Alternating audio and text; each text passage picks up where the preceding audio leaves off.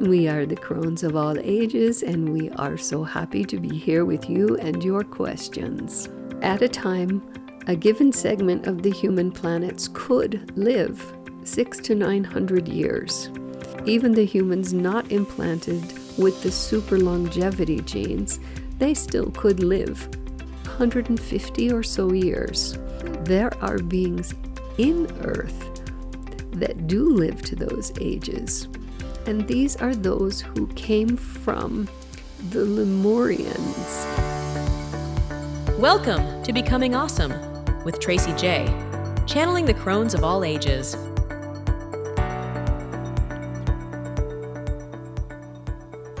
Hello, and thank you for joining me. Today I'm going to be channeling the Crones of All Ages. They are a group consciousness that came pretty much when the earth was created, and they are the ones who took the initiative to be here so that, for example, when there were souls incarnated who were ready to form the mystery schools, all the priestesses of Avalon, for example, and later for Isis and the female Hathors that came in the golden time of Egypt, and other great divine feminine beings who have incarnated here on Kuan Yin, they created a consciousness that could be tapped into not only by those beings, but all of us in the here and now as well. And so the questions I will be asking them today came from listeners. We are going to be discussing the natural lifetime of humans, and was it longer previously, and why has it changed? We're going to be discussing the horoscope, and is it changing now that with different planetary alignments and what's going on with the sun? We're going to find out about that. And at the end, they will be sending a transmission for assisting everyone, men and women alike, to have a balance of divine feminine energy within themselves. So here we go. The first question that was posed was wondering, what was the original natural span, lifetime span for humans?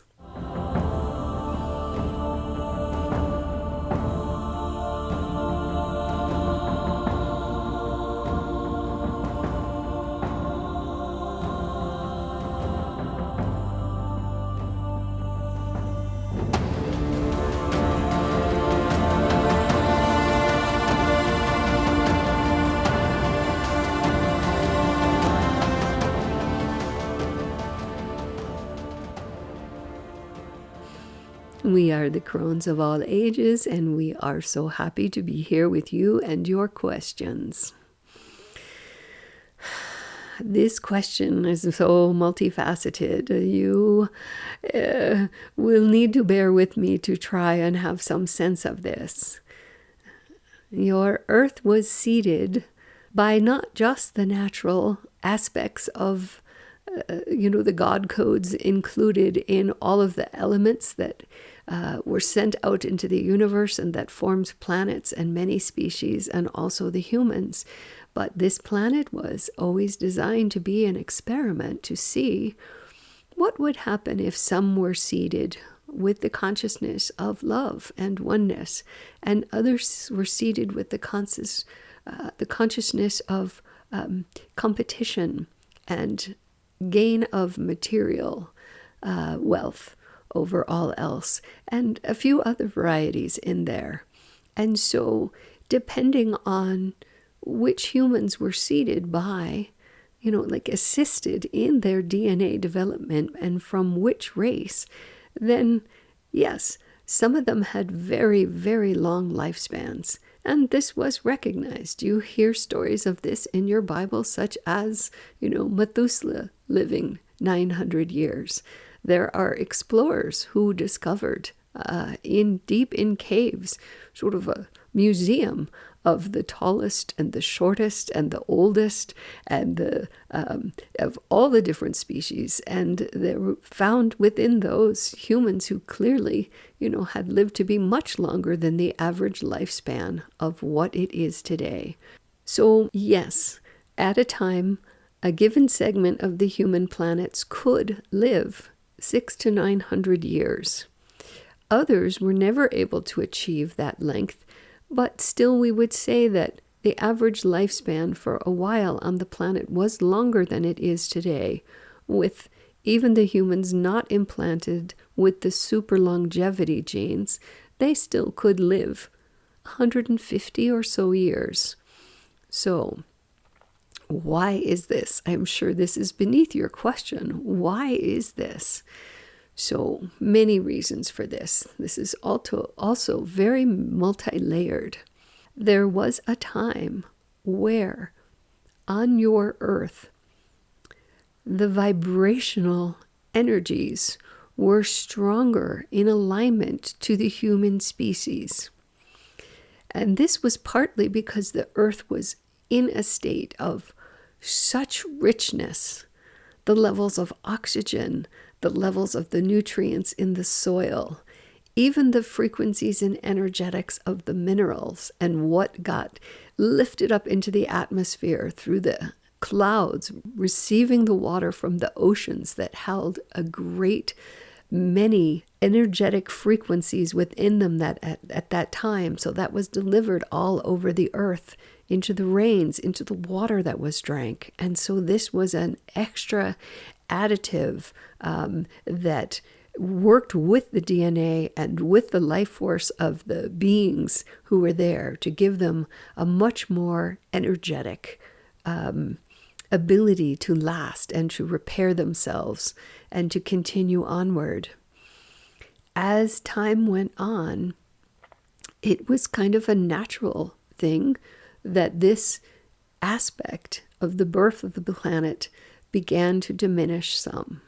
So it was not, as some of you may believe, all caused by human interference and development of technology. But yes, later on, many of your technologies do intervene with the electromagnetic frequency of those of you here on Earth. There have also been shifts in your solar system that meant for periods of time you were receiving less of the true vibrancy of the solar energies and the starlight and many other things that added in to this longevity. Then it is true, after a certain period of time, you began to play with how you created your food. You developed more technology, the burning of petrol fuels, which did affect your air, chemicals that were created that did affect the water. And yes, this has had an effect on your longevity. We hope that this answers your question. Okay, the next sort of sub-question to that was asked is, are there any of these beings still on Earth, these humans, that could live to such older ages than we do now? And where are they on Earth if they are here? On your Earth's surface, there are only a very, very few remaining, pretty much hiding in distant and remote locations, and they will be gone soon. Their time they knew had come, and they chose not to just go back to the life because they still very much enjoyed Earth, and even though it meant taking the remainder of their years and having to stay hidden amongst the small groups where they chose this option. But there are also, you said on Earth, but there are beings in Earth that do live to those ages. And these are those who came from the Lemurians. Lemuria was destroyed, but many did survive, and they did so by finding entrances to go exist within Earth. They are now referred to as the Telos, because they have evolved and changed and were interacted with by the star brothers and sisters who helped create the Lemurian lineage and their DNA in the first place. And they were an aspect of them helping to escape. And as a part of that help to escape and to exist in the inner earth, they have committed to being here for us as an energetic presence within the earth, and also coming out in their etheric bodies to assist us. These are beings that you can call on. They look very much like humans, mainly blonde, blue-eyed, taller than we are. They carry tremendous frequencies, and they can assist with healing and helping you grow in consciousness. So you are welcome to call upon the Telos to come and assist you in your ascension. We hope this answers your question.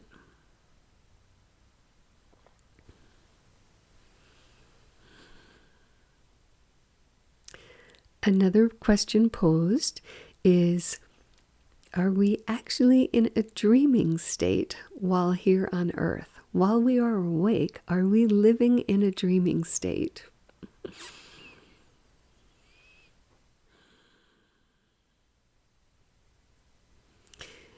In the way that you use the term dreaming in your now time on Earth, we do not believe that you are living during your waking hours in a dream state. We know that many cultures honor their dreaming world more than their waking hours and spend much time discussing and interpreting the dream state. It can also be perhaps that your question is alluding to the fact that many of you are living simultaneous lives. And so, when you are still awake in this life, but very active in another lifetime as well, perhaps that can be considered you go into a dream state and on autopilot in one life, while more of your consciousness is active in your other life. And yet we still do not know that this would be considered a dream state during your waking moments. We suggest that you consider that wherever your consciousness is present is the most important for you and your soul development in that moment, and that you not concern yourself about whether or not your consciousness is also elsewhere, or if it is actually dreaming versus awakening. What is most important for you now at this time is to be actively asking and allowing for your consciousness to raise to its highest possible state. This is the gift of this timeline that you have chosen to incarnate into, that the veils are very thin for you. There are many helpers for you, and you can simply by asking and allowing go easily into higher and higher states of consciousness. We hope this answers your question.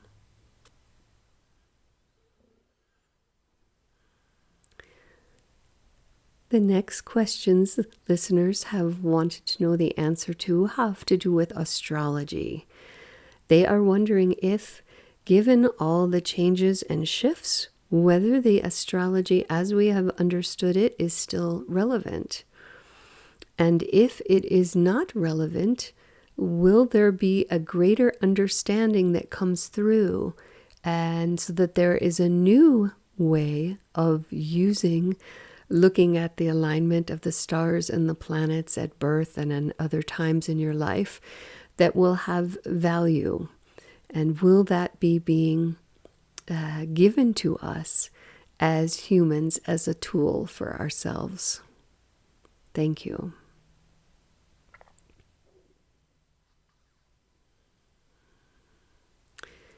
In the times of deeper densities on Earth, It was very important to understand when there were planetary alignments that would be sending higher frequencies, so that there would be opportunities for humans to use those additional frequencies to help them to raise their consciousness.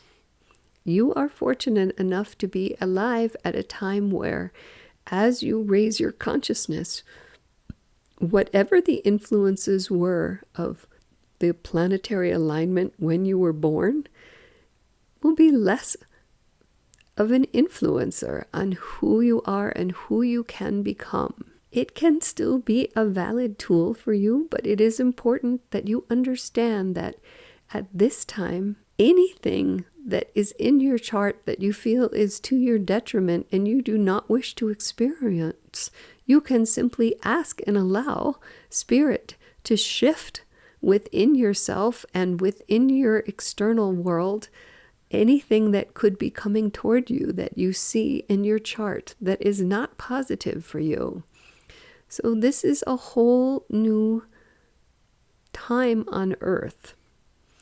And of course, yes, there are many for whom this has been such a valuable tool. And as they grow in consciousness, they will also come to a deeper level of understanding of how to shift this tool so that it can still be useful to them. Part of the aspect of this tool that is useful is that it helps others understand and have compassion for why others are so very different from them in their focus, in what they value, and many other aspects. And sometimes because humans desire for everyone to be in agreement and like themselves, just as they are themselves, they find it helpful to understand that no, others have different influences and are different from me. And this can be a way to move into acceptance of others as they are.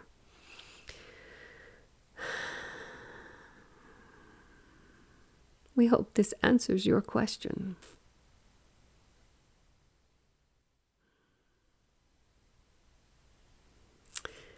So beautiful, Crones of all ages. I have been given messages by many that a part of our truly going into this golden era is the ability to go back into a state where globally we really honor and recognize the divine feminine, and that we integrate within ourselves this balance of the masculine and the feminine. Would you be willing to do a transmission for us to help us find this balance?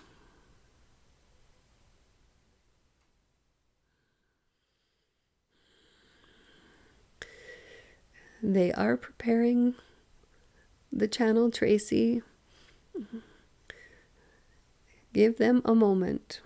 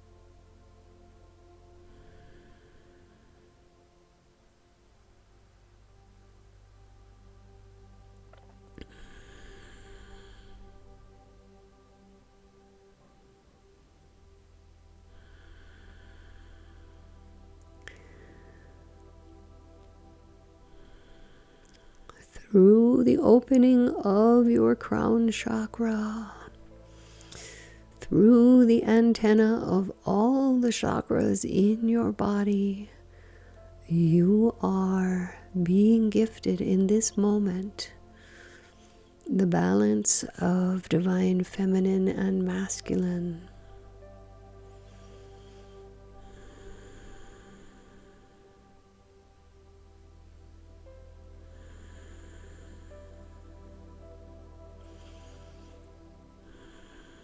There is much being released from your chakras that have kept you stuck in some notion of what it is to be a male or female on your planet, and being expanded into a greater sense of self that is inclusive.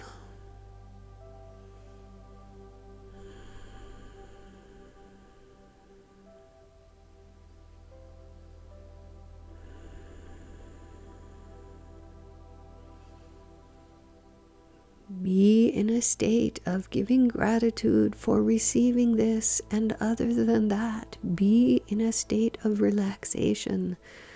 There is nothing you need to do other than permission and relax to receive this.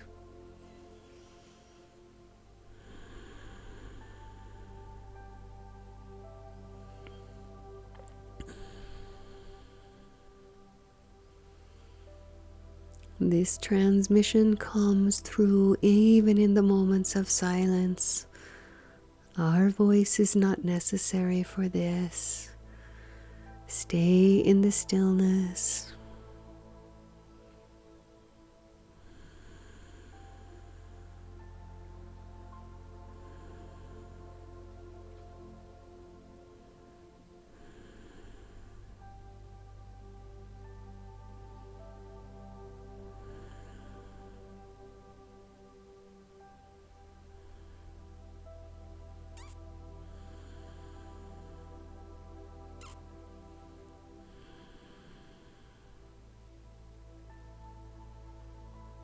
We will be using the vibration of words that are not your language for a moment to assist with this. Todaksha sukatika ho fuyanakatati sidwa tuduka shonakatatea ho kianokoto toeshia takatasia. Loya hakotuku kono shoya datakendia halashianata siduta shupia tekatashia hoa tuko tukatashia tekata hashiana tekatashio koto yotaka hoya shiana katsio to kachute kata to kocho ya ni ashiana kata siato ni ashoya ta kata sha di to kuro ni na ko ya sha no te kataka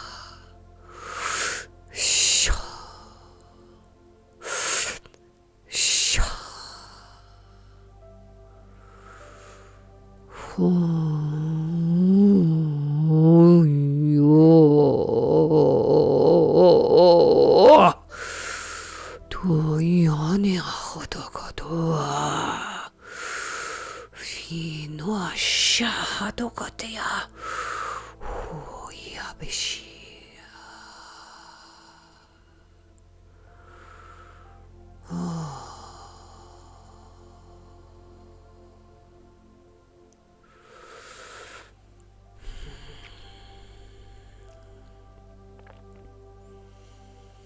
This rewiring takes time for you. You will subtly notice the changes of this transmission over time. Things will show up in your field, assisting you in understanding. There will be models for you of what it is like to live fully in integration of the divine feminine and masculine.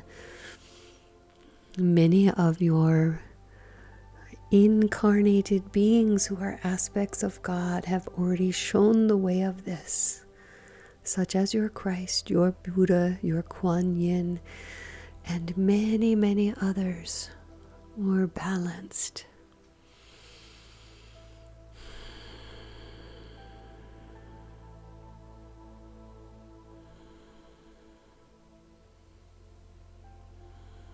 We are so very grateful to have been called into your field today to give you this gift. We are so very grateful to all of those who came in to help with this entrance into the golden era and the mass ascension of humanity. We look forward to speaking with you again.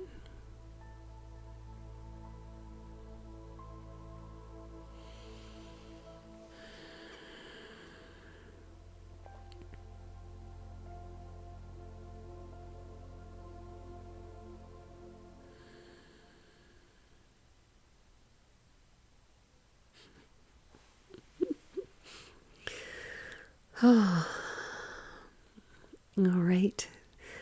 Thank you all for having joined me to listen and to receive the gifts given by those who I am channeling.